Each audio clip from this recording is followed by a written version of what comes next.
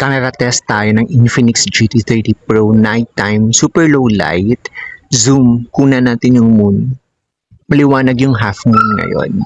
So ito yung 0.6, 1, 3, double tap natin. Ayaw mag 3, 5, 7, 9, 10.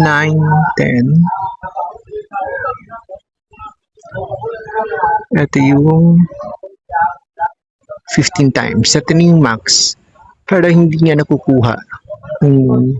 Baba natin yung exposure. Minimum exposure, ganun pa rin. Medyo olats siya. Try natin yung super night. Yan.